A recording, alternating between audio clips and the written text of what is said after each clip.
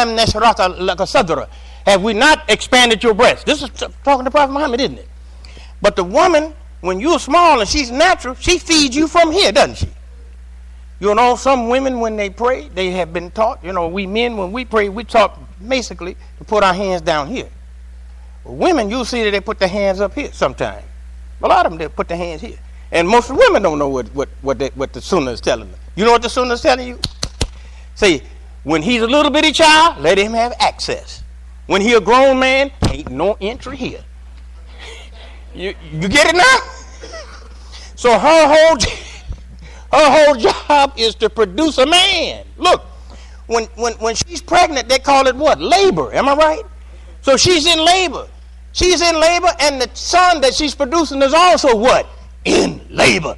They're both workers. Women, girls, baby girls are in labor too now. Right? Now, once he's grown and he forgets and he's laying around the house at 17 and 21 and 39 and 40, talking about he want to find himself, you sisters had to do this here. Not just in your religious prayer, but you got to do it from your mouth too. Son, Allah made me to produce a man. Allahu Akbar. Alhamdulillah. So I thank you. And I'm giving honor to our good sisters. You know what I mean? Yeah. And respecting you men who respect yourself and following Muhammad the Prophet. Allahu Akbar.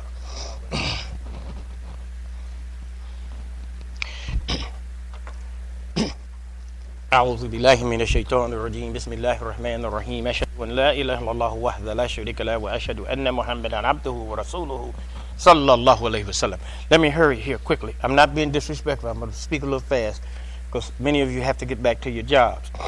Excuse me. You know this Jummah here?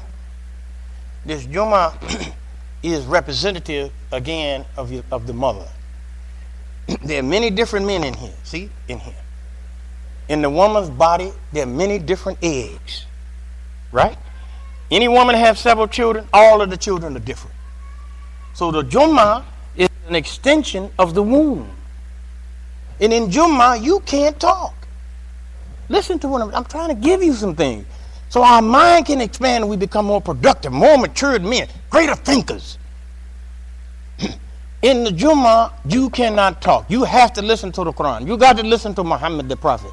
You know, the influence of the Quran in the khutbah should be this way. In your mother's womb, you couldn't talk either. It was silence in the womb and the silence in the Jummah. And just like in the womb, there's potential for each different child, in Jummah, there's a potential for each different mind to develop. And like the mother, she has to receive the life germ from the husband. You see? The ummah is likewise feminine in its nature.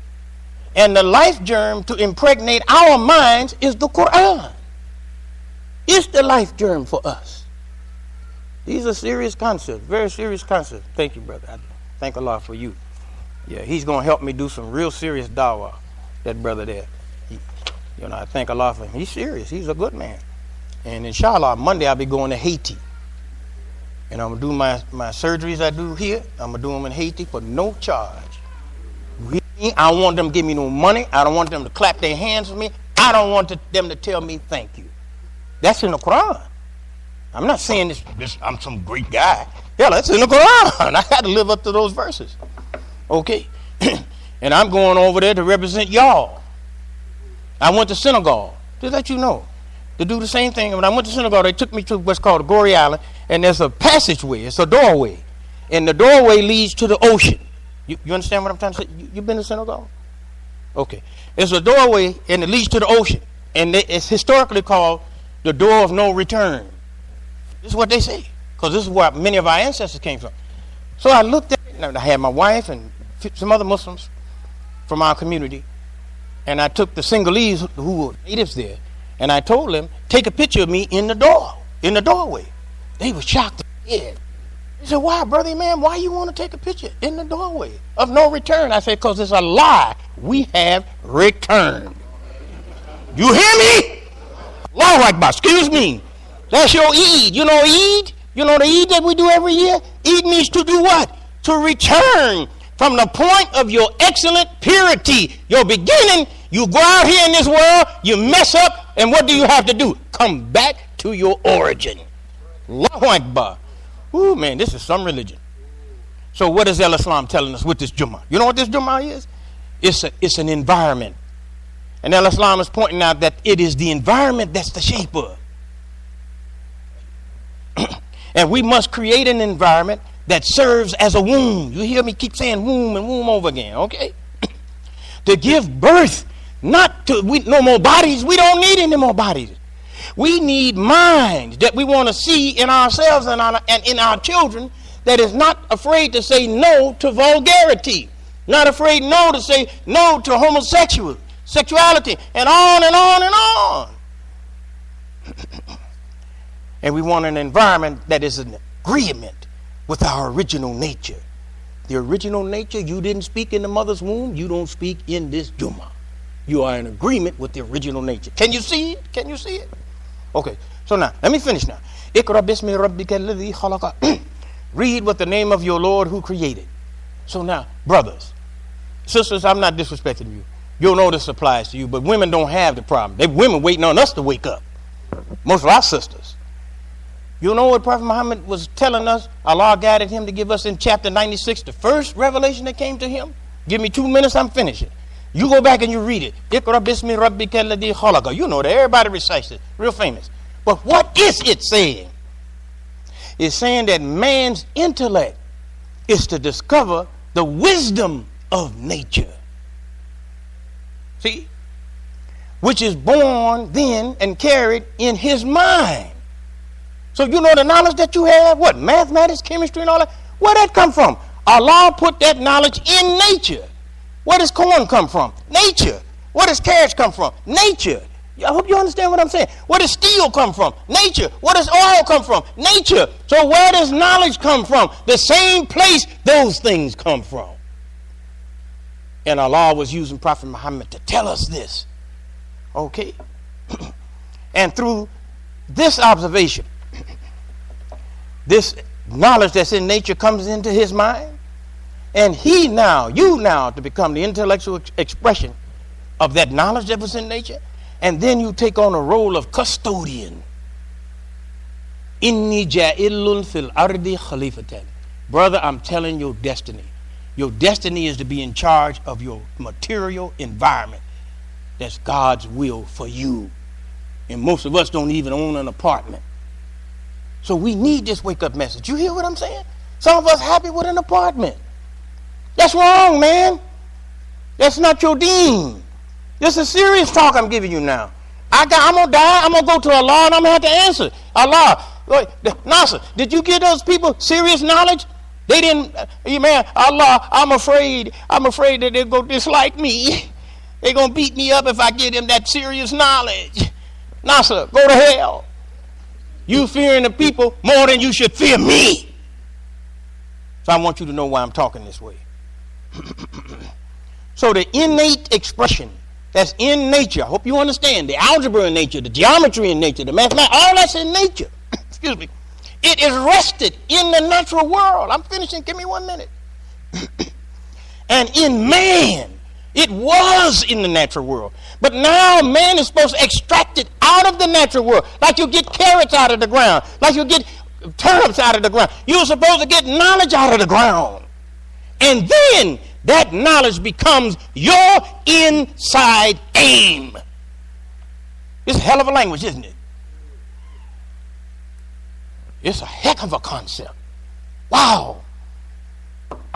And then it takes on form there and finds its expression in your intellect and the ruling order of society. Most of us, the great powerful United States or the great powerful Germany. What is it? It ain't none but men who got this concept that I'm giving you now, and they're ruling the world with it.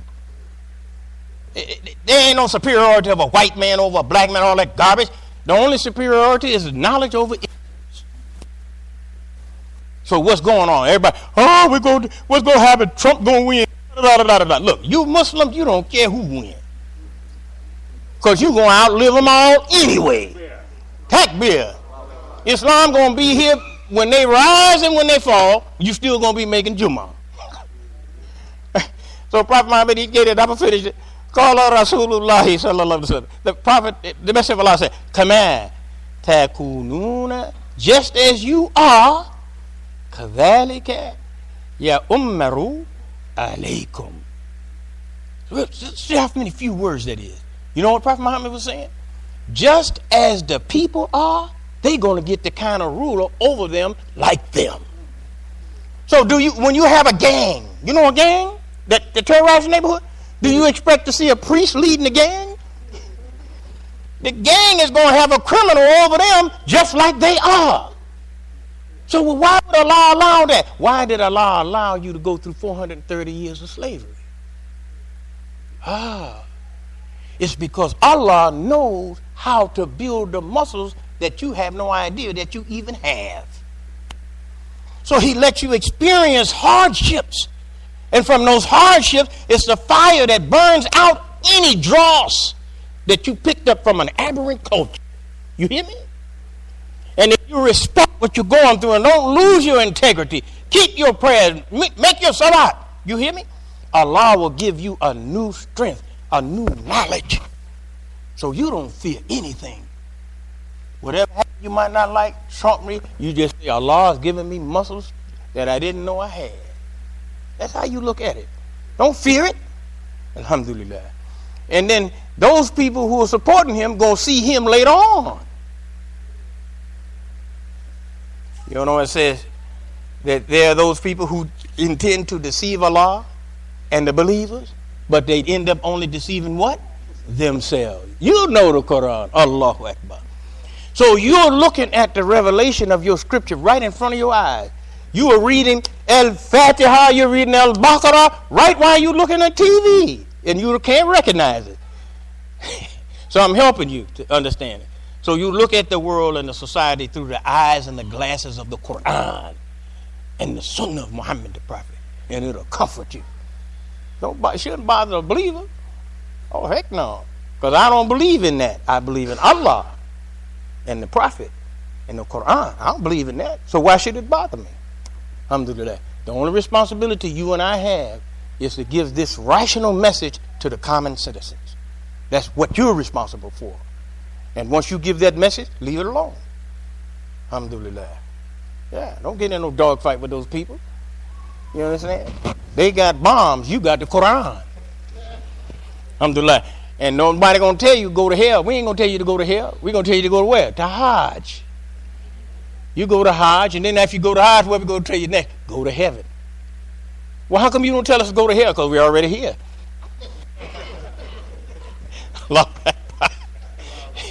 I don't mean America's here. I'm talking about the aberrant culture in America is here. Oh, look, he's wrong. Look how he make that. You have a dua. You say, Rabbina atina fit dunya hasanatan. Why you say dunya hasanatan means a culture that's good. Well, why you got to say the culture is good? Because it's a dunya khabitha. That means it's a dunya that's hell. Alhamdulillah. Allahu Akbar. So thank you so very much for coming to Salatul Jummah. May Allah bless your hearts with increased faith for love with Allah. And see Allah more than you see anything or anybody else. And Muhammad the Prophet is your prophet. Allahumma salli ala Muhammadin. Rabbina atina fid dunya hasanatan wa fil akhirati hasanatan wa qina adhaban nar. Ameen.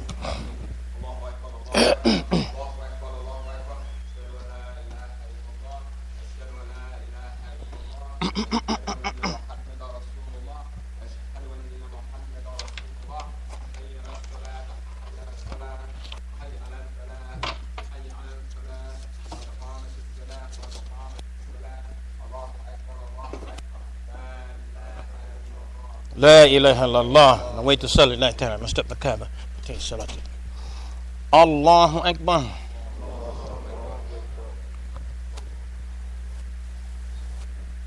الله الرحمن الرحيم الحمد لله رب العالمين الرحمن الرحيم